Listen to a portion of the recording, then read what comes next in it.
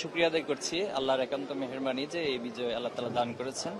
তবে আমি এটাকে শুধুমাত্র প্যানেলের বিজয় বা ব্যক্তির বিজয় হিসেবে দেখব না, পাশাপাশি যারা জয়ী হতে পারেননি আমি তাদেরও বিজয় হিসেবে দেখব, ঢাকা বিশ্ববিদ্যালয়ের প্রতিটি শিক্ষার্থীর বিজয় হিসেবে দেখব। এরপরে আমাদের জুলাই আগস্টে যারা শহীদ হয়েছেন প্রত্যেক শহীদের আকাঙ্ক্ষা শহীদদের বিজয় হিসেবে দেখছি, গাজীদের বিজয় হিসেবে দেখছি, সর্বোপরি বাংলাদেশের মানুষের বিজয় হিসেবে দেখছি।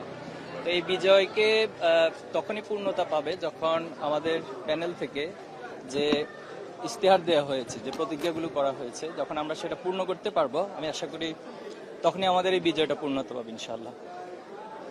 এই যে আপনি নির্দেশনা দিয়েছেন যে কোন রকম বিজয় মিছিল করা যাবে না, মানে এইটার পেছনে আসলে কি বিশেষ কোনো কারণ ছিল কিনা? না দেখুন, আসলে এখানে বাংলাদেশের নতুন কিছু নয়া স্বরূপ আমরা আবিষ্কারের জন্য চেষ্টা করছি। বিশেষ করে বাংলাদেশের রাজনৈতিক সংস্কৃতিতে যে পরিবর্তন সবাই প্রত্যাশা করে, যে এক পক্ষ বিজয় লাভ করলো তারা অনেক বেশি উচ্ছ্বাস করবে, কিন্তু যারা জয়ী হতে পারেনি তারা অনেকটা মন খারাপ। তো আমরা এই কালচারগুলোকে একটু পরিবর্তন করতে চাচ্ছি। এ জায়গায় বিজয় উল্লাস না করে আমরা আজকের দিনে সারা দেশে যে কর্মসূচি দিচ্ছি সেটা হলো আমরা দোয়া অনুষ্ঠান করব, শুকরানা স্বরূপ দোয়া অনুষ্ঠান হবে।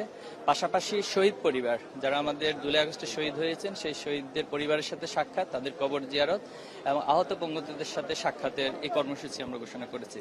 তো আমরা মনে করি এটি আমাদের সবচেয়ে বড় সেলিব্রেশন হবে এবং এর মধ্য দিয়ে আমরা সবার কাছে এই মেসেজ দিব যে আমরা সকলে মিলে এই বিজয়কে উদযাপন করি।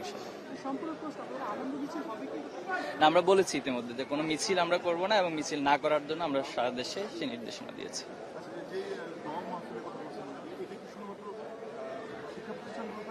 এটি আমাদের শাখা পর্যায়ে সকল শিক্ষা প্রতিষ্ঠান সহ আমাদের মহানগর বিশ্ববিদ্যালয় সকল লেভেলে সকল শাখায় এই কর্মসূচি পালন করবে। ভাই, ক্যাম্পাসে সৌহার্দ্যপূর্ণ পরিবেশ রাখার জন্য আপনাদের বন্ধুবর্তী যে সংগঠন আছে তাদের প্রতি কোনো বার্তা দেবেন কিনা বা কোনো আহ্বান করবেন কিনা? অবশ্যই আমরা চাই যে একটি সৌহার্দ্যপূর্ণ, সম্প্রীতিপূর্ণ এবং সবাই সবার প্রতি যে উদারতা, ভালোবাসা, শ্রদ্ধাবোধ এর মধ্য দিয়ে একটি নতুন পরিবেশ তৈরি হবে। আসলে আমাদের বাংলাদেশের রাজনীতি কালচারে এই জিনিসগুলো অনেক বেশি প্রয়োজন। আমি আশা করি ঢাকা বিশ্ববিদ্যালয়ের শিক্ষার্থীরা এই কালচার প্রবর্তনে ঢাকা ইউনিভার্সিটিকে একটি মডেল হিসেবে এবং ডাকসু সেখানে সবচেয়ে বড় ভূমিকা পালন করবে। আমি একটু আলাদা করে নারী ভোটারদেরকে নিয়ে একটু জানতে চাই, নারী ভোটাররা আপনাদেরকে স্বতঃস্ফূর্তভাবে সাড়া দিয়েছে যে আমরা নারী ভোটারদের কাছে অনেক বেশি কৃতজ্ঞ এবং তারা ছাত্র শিবিরের সমর্থিত প্যানেলকে তারা বেছে নিয়েছেন এবং নির্বাচিত করেছেন। আমি আশা করব নারীদের যে প্রত্যাশাগুলো রয়েছে, তাদের যে চাহিদাগুলো রয়েছে, আমাদের এই প্যানেল সামগ্রিকভাবে কাজ করে তাদের সে